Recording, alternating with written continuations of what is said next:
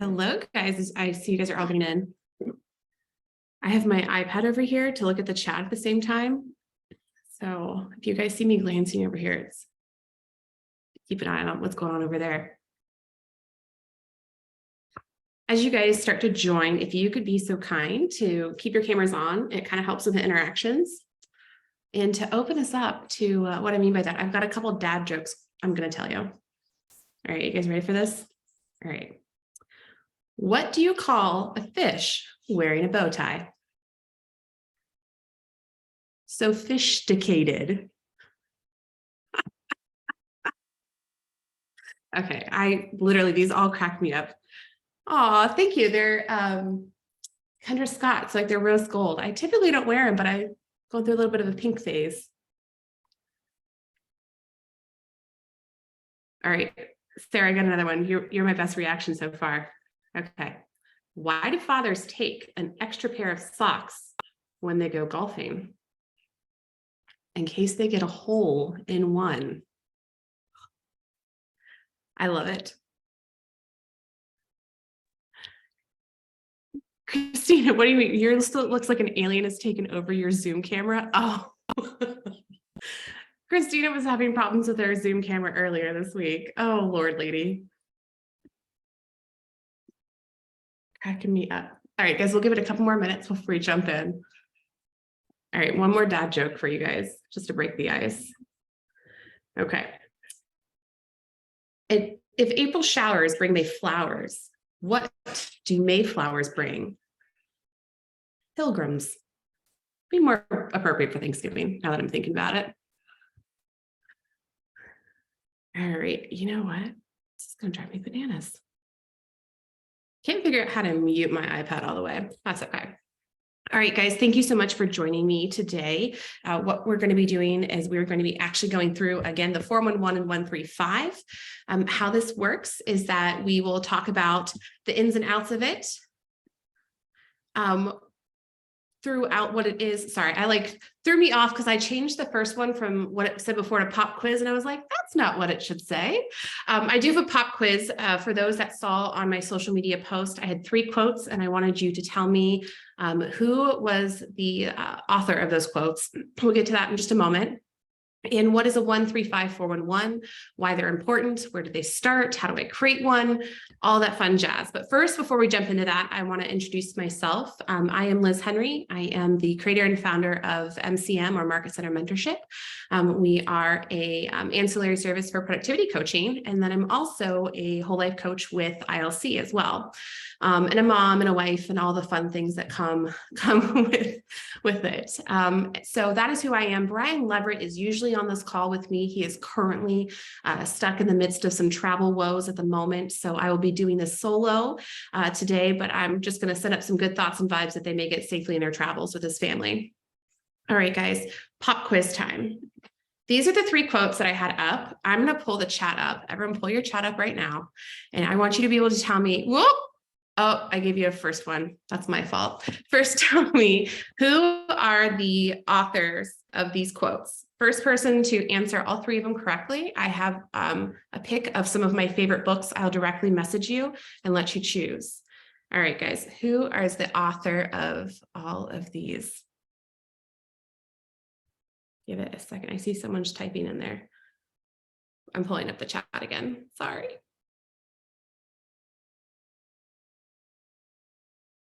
Give me a second. Abby, can you let me in again on my other one?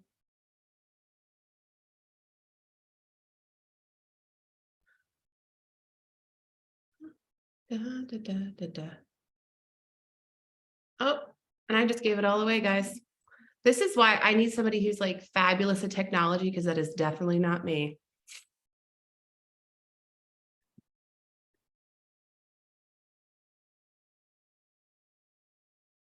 All right.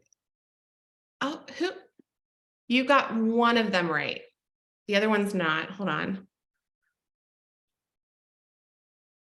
All right, I'm gonna have to go through and see like who chatted that first, because I've got some direct messages and I have some group messages here. Hold on. We can't see your screen, so Oh, we don't know what's going on. oh my gosh. I'm so sorry, guys. I see it on mine. It shows that it's sharing. Oh, heavens to Betsy. That's embarrassing. My Lanta. You guys are probably like, what is this woman looking at?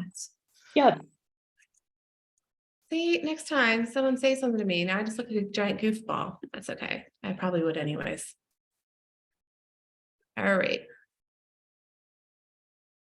No, that's not working. What am I doing wrong? I think we should all get DM'd the books just for showing up. I will give you guys, I have the top 3 of my favorite books that are actually from these authors, and I love them. And one of the reasons that I wanted to share them is, so the answers were Mark Twain, Joss Whedon, and Arianna Huffington, who all are like absolutely fascinating, and they're so creative in their own certain periods of time, and they've all have kind of transitioned in the spotlight. And it was really interesting. I was reading some biographies about them, and they just had some amazing things that they wanted to share with the world. And I absolutely love that they were doing that. Okay, so let's try this again. I am not the greatest at technology, and I apologize immensely for that. It's terrible. There we go. Okay. Oh, my Lanta. Abby, I think I'm gonna lose all of my reader or all of my people because they're like, this woman doesn't know. Hey, it worked. Okay, this is why I needed my iPad up. There we go. Perfect. All right, and I'm able to admit people now. Okay, awesome, awesome. Sorry about that, guys. I was trying to figure out how to work 2 screens and it was not working well for me. And I have now spent 7 minutes of your time, and I apologize. The secret of getting ahead and getting started is from Mark Twain. Write it, shoot it, publish it, crochet it, saute it, whatever, make it, is Joss Whedon. And then Arianna Huffington said, we need to accept that we won't always make the right decisions, that will screw up royally sometimes, and understand that failure is not an option of, is not the opposite of success. That's part of success. And I love those 3 quotes. These are especially really powerful when you're stuck on something or you're trying to move through something. And these are actually quotes that I want you to kind of keep in mind later down the road, because we're going to talk about today your big why and how and what motivates you. The really big, hairy, audacious goal for me today is for you to walk away with the deep understanding that just because you plan it doesn't mean that's going to happen. You actually have to go and implement it as well. You got to take that action, and that can get you stuck in a spot. And how do we get you out of that? That's today. So what is a 135411? If you have been with me before and you know about this, awesome. I'm super excited. Sorry, drink break. 135. It is your 1-year goal, your 3 priorities, and your 5 strategies for those priorities. What you do for this is you basically take your goal. You need to make it something that's measurable, like a metric, whether that be something that's financial, whether that be something that is, oops, sorry guys, I'm trying to admit people at the same time. Whether that be financial, whether that be units that you want to sell, whether it be vacations you want to take, it needs to be measurable, but there's going to be that ultimate goal of what it is. And your big why is a huge, huge part of that. We'll kind of dive deeply into that more in the second half. But that 1-year goal, those 3 priorities for you to get to that 1-year goal, and then those 5 strategies to work up to that. I'll show an example in just a moment. And the other part we have is the 411. It is your 1-year goal again. And what you do is you break it down month by month, and then within that month, week by week. The key to this though, is that you don't fill out every single week at the beginning of the month. What you do is you fill it out as the week ends, you review, you reevaluate. Where am I working towards my goal? Do I need to make up some? Am I on pace? Am I ahead? And it really helps you set that metric for it. And it also makes it a little less overwhelming, which is a good thing. And this is a question I get a lot. How does following a model help my business? You need to know what an actual model is, to be honest. It's a pattern of something to be made, an example for, or an imitation. It's serving as basically a roadmap. This is what you do. And understanding that success leaves clues, a pattern of what is working and what is not working. I, yesterday during a meeting, said to the person, probably for the 10th time, here's what we're doing differently because I learned what not to do. And I cannot tell you how many times I have said that, especially recently. I've learned what not to do. This is what we're doing instead. And that's sometimes how success will leave clues behind, is what's not working as well. Follow those patterns and clues and create the models that results in the best results. I use results too many times. You actually do it all the time without realizing it. Some of the things, like, this is a big in our household. We feed the dog same time every morning. And if you don't do it at the exact same time every single time, they're going to be there in your face to remind you. Even they have been conditioned into a pattern schedule. There's a pattern for them of what happens. Not only that, but we're also looking at things of pattern efficiency. You're always looking for ways to do things easier, work smarter, not harder, and patterned action. This one gets me because it really does make me mad, truly, in life, when they move the layout of stores and I can't figure out where I'm going. The other big question we also get is, where do I start? Okay, we're going to break this down in a couple different things. Today, we are going to tackle the big why. Last month, we didn't. And somebody kind of said, hey, I want to get started. I get where you're telling me, but I don't really understand this portion of it. So that's why we're going to focus on the big why today. Starting is knowing what your business and personal goals are. Again, those are those metrics. This is going to really fall in line with that 1-year goal. If your 1-year goal is to be in a different house, to have a nice car or newer car, whatever the case may be, you then need to break it down into the metrics of what those steps look like. Knowing your big why and your personal mission are the things that keep you motivated when you don't feel like doing the things that you need to do to get to that goal. And knowing what your numbers are. You hear that a lot. And so oftentimes people are talking about your production numbers or your volume numbers, whatever the case may be. But this specifically, when I talk about this, is knowing what that pain threshold is for you. And that's going to give you immense clarity on what that actual goal is. When you set that goal, ask yourself, if I say I'm going to make $100,000 and I ask you, well, what if you only made 90,000, would you quit? Well, no. Okay, well, then that's not really that pain threshold. Really, what's that bare minimum, that goal that you have that you're willing to walk away from it all if you don't get? And that's where you need to understand where that is, so that you have a reality when you're setting those goals. And also you want to have that connection to what that number is. People are going to be very motivated by that pain or pleasure threshold right there. And that's going to be a big part of it. This is what a breakdown of a 1-3-5 looks like. This is a very generic, very, very generic. And to be quite frankly honest, some of mine in my 1-3-5, I don't have all 5 strategies. I actually only have 2 priorities and 3 strategies in one and 5 in the other. For me, it didn't make sense based off of what my goals were going to be, because they were so very closely related to one another. It was much easier and simpler for me to just make them together, to consolidate, to get really, really clear about what that actually meant. And what I found is that there were a lot of things that were in common, that I was working towards the same thing in a different realm and for a different reason, but it all made sense. And so this is where the power of actually stretching out, writing out what it is that you want to know about what your actual goals are going to be, or what it is you're working towards, that's going to be massive as well. And this is a 4-1-1 breakdown. This is a breakdown of where you're going and saying, okay, what is my annual job, business, personal, financial, personal goals going to be? We're going to break it down for each month and then breaking it down into those weekly goals as well. This is a very 1,000-foot view of this, a very, very 1,000-foot view of this. If you have more questions about it or you want to go deeper into it, you're more than welcome to reach out to me. I love and adore talking about this stuff. And I live by my 4-1-1 and my 1-3-5. How to set weekly goals. That's another topic we get a lot about. Okay, so number 1 and number 2, I struggled hardcore really getting into this because I don't like the phrase to me when it said you should earn the right to focus on anything else.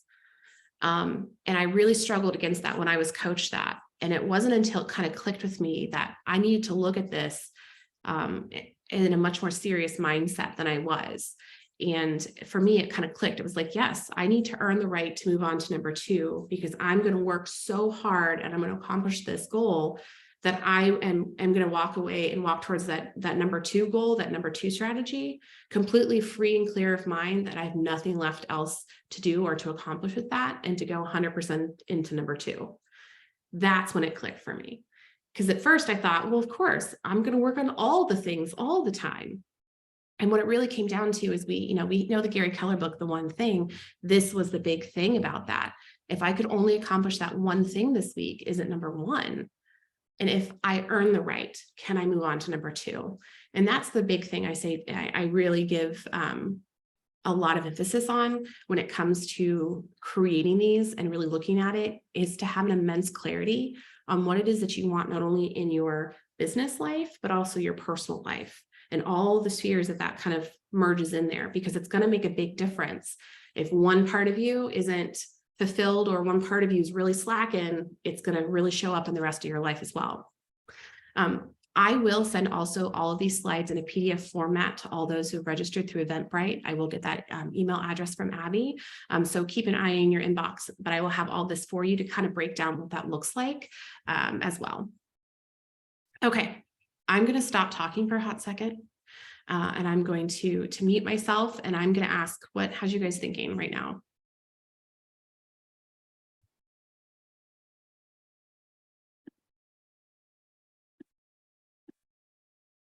I will call people out.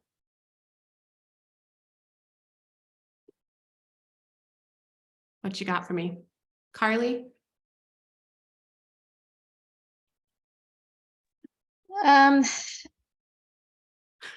am brand new.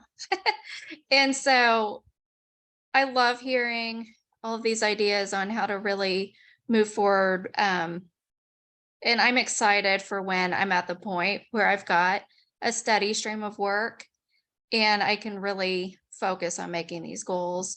I think since I'm brand new, like I haven't had a closing yet or anything like that. So I love to hear what people are doing and what works, so that I can use these tools as I move forward.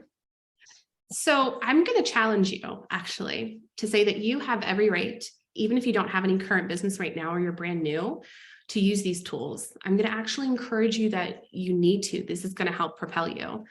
What I heard you were saying to me is, well, when I get business, then I'll have the right to do this. You have the right as soon as you passed that test and you got that license. You're licensed to sell, which means you also are licensed to set those goals. Your goals just may look different right now. They may not be I'm going to have XYZ amount of transactions. You may need to work backwards and say, okay, for this annual year, my goal is to have, 3 transactions closed, and I need to work on it backwards from this point. This is how many contacts I need to make, or this is how many education classes I need to take, who I need to shadow, et cetera, et cetera. What market center are you in? Are you in a Keller Williams or different brokerage?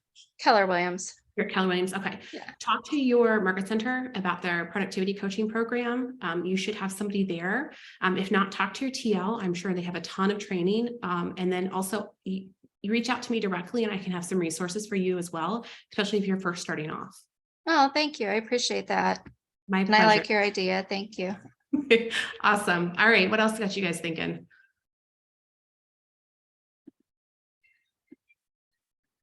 Chandler. I love that name, Chandler. Is anybody else a Friends fan? Were your parents Friends fans? No, actually, but I do get asked that a lot.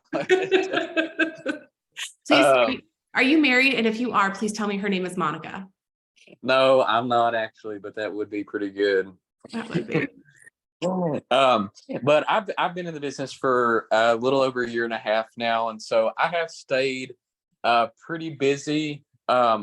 But it's to the point, and I was in Market Center mentorship with Leanne Martin, and so we always talked about this and stuff, but I never really took the time to sit down and do it, learn how to do it, and she would always tell me, you're going to be busy now, and then it's going to go up and down and up and down. You need to make sure you're you have the plans and systems in place to keep your business at a steady rate. So I'm really just trying to get that in order and get to that point. So I love to hear that. So Leanne, I love Leanne. She's phenomenal. It sometimes you sound just so like so many other people that are kind of like, I'm too busy right now to worry about it. I'll worry about it when the time comes. And then before you realize that you're up to your elbows and you're losing half your business because you don't have time, you're not organized. It gets out of hand with it. So even if you're starting off where you've been in for a while or whatever you are in between, I definitely would have you go through and say, okay, let me time block out what it is that my focus is going to be on, especially if you're at that point right now where your time ebbs and flows. The next thing I would suggest you do is do a 30-30 challenge. And everybody should try this. If you're ever worried about if you're spending too much time or not enough time doing something, 30-30 challenge for 30 days during your waking hours, write down what you're doing every 30 minutes.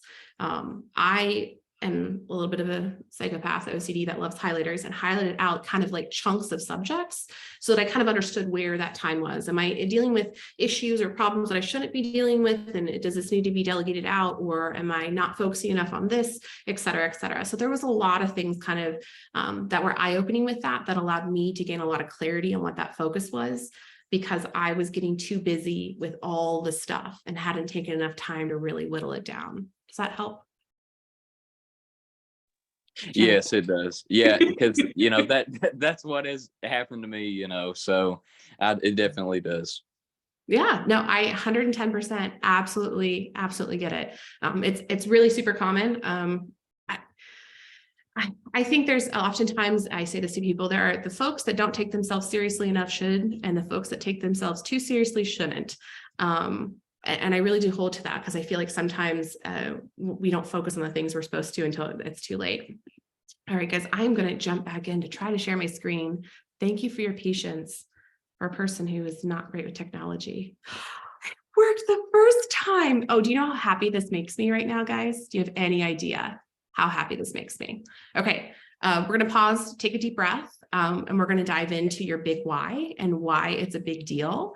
And I am going to have you noodle on for just about 30 seconds, literally just 30 seconds. Think to yourself, what is your big why? Do you have one? And I'm going to ask you what it is if you do. And then also, have you changed it, altered it, or anything else like that within the past year or so, and why? All right, 30 seconds.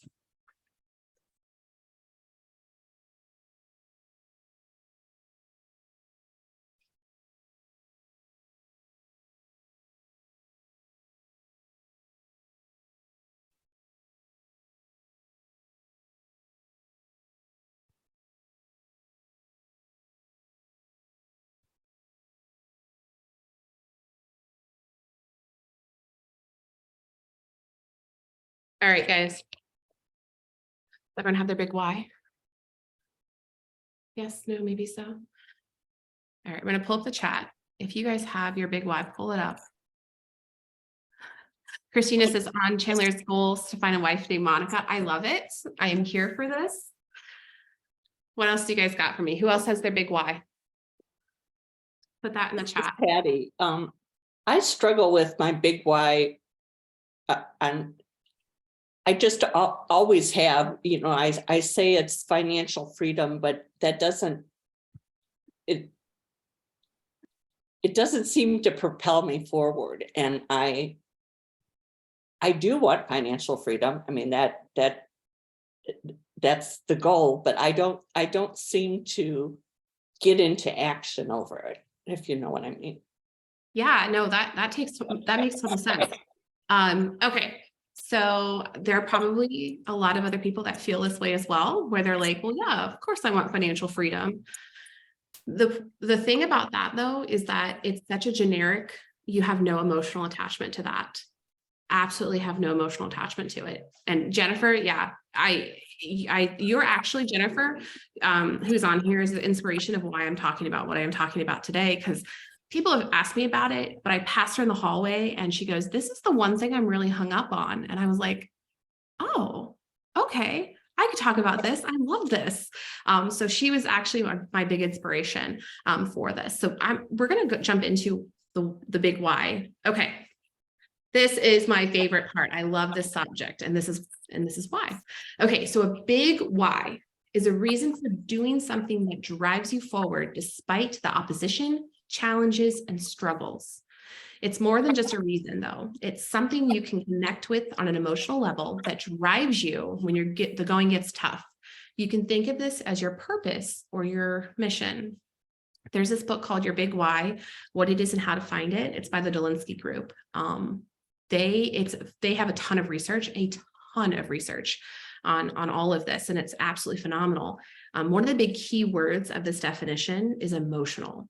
And I think when we talk about generic goals about financial freedom, there's no emotional connection to it. You have to dig to find out what that is. Okay, so here's the starting point. This will make sense as we kind of walk through. It's basically just one giant cycle. Emotion has substantial influence on the cognitive processes in humans. So emotion has particularly strong influence on attention, especially modulating the selectivity of attention, as well as motivating action and behavior. That is a super, super fancy way in a medical journal that these doctors who studied individuals basically said, your emotions rule everything. We have that phrase, think with your heart. Not with your brain. And you typically hear those in cheesy love stories where everything turns out a-okay. But it's a very, very true thing. You even hear it in old adages. They say, don't make decisions when you're incredibly happy or really, really sad. Your emotions really do have a lot to do with how you perform in everyday life. Emotion triggers something called dopamine. This is again from a medical journal. The results provided the first direct evidence of dopaminergic, I can say it in my head, but not out loud, a modulation of human emotional processing, and suggests that the modulation occurs at multiple levels of processing. So I actually read this report because I'm a nerd and I love this kind of stuff. And what was really interesting is what they did is they actually scanned and watched as humans had emotions and the different things that triggered in their minds, those neurotransmitters. And emotion across the board was a huge release of dopamine. Okay, so dopamine is a neurotransmitter that tells you something good is happening, right? Here's the bananas things about this. Dopamine performs its task before you ever obtain your reward. Meaning its job really is just to encourage us to act, either to achieve something good or to avoid something bad. This is one of the 3 books I have that I love this book. It's called The Motivation Manifesto. And Brendon Burchard says, people say, I wish I had more motivation today because then I would try something. But our thinking is backwards. The way our brain works is that dopamine, the so-called feel-good chemical, is released the second we actually do something.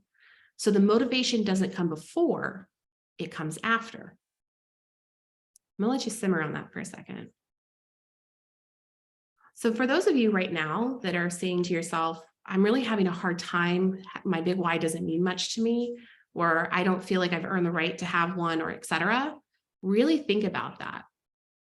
Is your thinking is backwards in the same concept? All right, what's everyone's thoughts right now? I've got a lot of off camera, so I have to ask questions. It doesn't surprise me that my thinking is backwards. I say that in the most absolutely loving manner possible. I also think sometimes it's, and after you and I've talked, I've thought about it more. When you make it you have to make it more granular, and I think the big why is fluid. It's always changing. Mm-hmm. So, but maybe make it a smaller thing. So if economic freedom is what I'm looking for, well, what's something right now? Well, it would be to get one more out of school, or, so is that all paid for? So maybe I put a few more commissions aside, and then I'm done regardless when he graduates, that kind of thing. So that's small, but it's to the big picture. And that's actually a beautiful way of putting it. When we talk about those goals, I have this rule for myself, and those who know me are going to laugh, but I make a 1 month, 6 month, 1 year, 5 year plan. And I know that sounds intense. And my poor husband, who can hear me talking right now, is probably shaking his head because he knows it's true. But for me, I know that the things that I want to accomplish in the next month are really big deal for me in this next month. But a year from now, if I don't do these actions, I'm not going to hit that goal at the same time. But at the same time, though, my 5-year goal is so big that I can't fit all that needs to be done in just a 1-year plan. So I have to think bigger. So when we look at that, the better mindset may be, I want financial freedom. What are the steps to take that? And I may take me a year chunk to get that done, but I'm going to be working towards my long-term goal. And Jennifer, you make a beautiful point. It's always fluid. It's always changing. And so are our goals. There may be something that happens in your life that completely shifts what your goals originally were.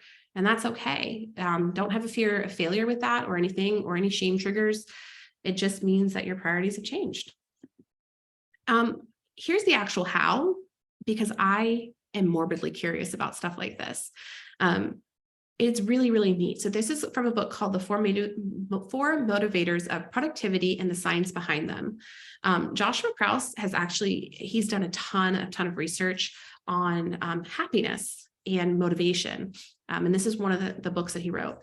He said, neuroscientists and psychologists have established that we generally experience motivation when dopamine, a neurotransmitter that relays signals between brain cells, is released and travels to the nucleus accumbens. I had to Google how to say that. The nucleus accumbens is an area of the brain that mediates reward behavior. So all the things we're actually talking about, those dopamines and how it motivates you, all in this tiny little itty bitty space in the very front of your head. That triggers your reward behavior. And how to find your big why, just like I said, gain clarity. That's the huge part of all of that. This is how I gain clarity. And somebody asked me this question when I kind of gave that same advice to them on a coaching call recently. So I have something called my incomparable cores. Some people call them glass balls. Some people call them their core values, etc. But for me, I call them my incomparable cores. And this is why.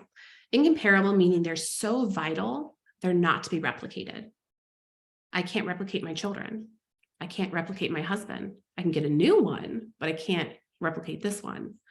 I plan on keeping this one around for a while. Cores are the things that cannot be replicated. And the incomparable cores are things that when you're brutally honest with your inner monologue to guide and create what those are. And what I mean by that is that vision you have in your head of I want to make XYZ amount of dollars. Is it because in your mind you want to look rich and have everyone think that you're a big deal? Is that really the core of it? Or is there more to it? Really break down what is important and why it's important and break down those incomparable cores. And that helps guide you on what your big why is going to be, as well as when you're making big decisions in life. What is that mission, vision, value for yourself? And is it in alignment with those incomparable cores? If it's not, then it's an easier decision. Gain clarity in what you want. What do I want to do? I want to make a lot of money, just like I said. But why do you really want it? So you can quit your 9-to-5 job that you hate, but you keep with it because you have bills to pay. So you can take your kids on vacation. You can make your own schedule and have more balance. You can support your family. Instead of being super kind of generic, do get granular about it, just like Jennifer said, and dig a little bit deeper so you can have financial freedom. So you can give them the things they never had for your kids, so you can have your life back, so you can provide and give your family peace of mind. Really, when you say these are the things I want, dig a little bit deeper than just that. And this is my big why. And this is what I wanted to share with you guys. My big why is to create a life that's core purpose is freedom. Freedom to introduce the wonders of life to my children, freedoms to pursue my passions without guilt, and freedom to decide my own path. What's yours?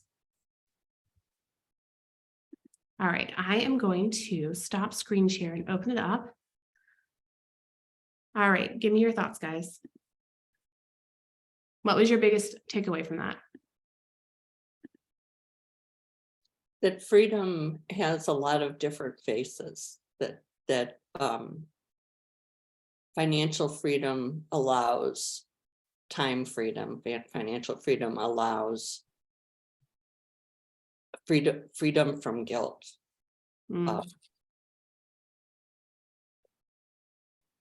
Exactly. Oh. No, go ahead, Patty. No. All right, anybody else? Barbara, I haven't heard from you.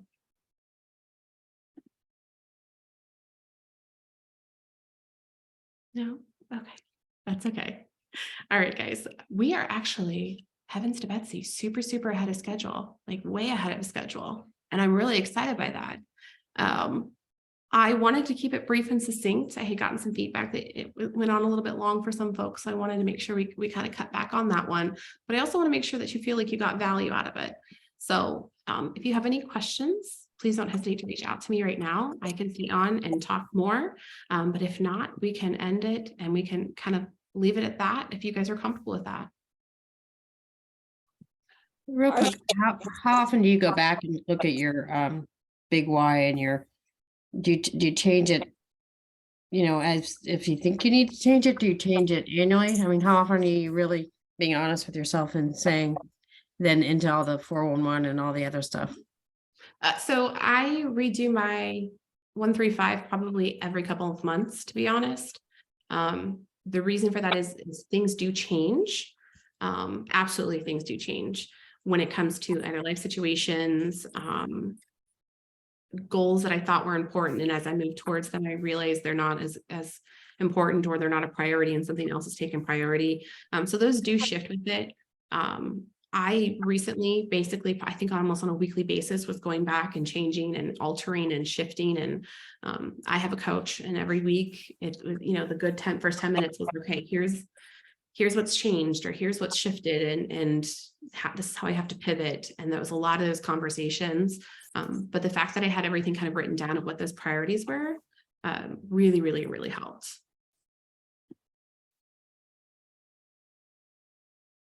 If you have a productivity coach, is something that is having them talk you through the big why conversation and then the setting up the 135, is that something that can be done with somebody who knows what they're doing rather than doing it in a vacuum? Yeah, very much so. I know that our PCs, they walk through. Chandler said, I know what it is. They've talked to me about it. But sometimes it does take for some time, because we are with them for a short period of time for it to click, but it is definitely something that's introduced and talked about. And one of the reasons that I actually do this on a monthly basis is as it's using as another resource for anybody, but particularly my focus initially was my MCM agents, to pour into them and say, hey, you know, let's talk about this constantly, because this is how important I know this is. And so, yeah, does that answer that question? Yes. And something I wanted to share is one of my limiting beliefs is the way I grew up, or the way I was taught, was that when you make a goal, or you write down something like that, it needs to be more set in stone, that fluid was not a part of the conversation. And that if you change it, it's the immediate thought that comes to my mind is you're just moving it because you can't do what you originally said. So it's like failure behind the curtain. Yeah. A thing. And that stops me in my tracks day after day after day.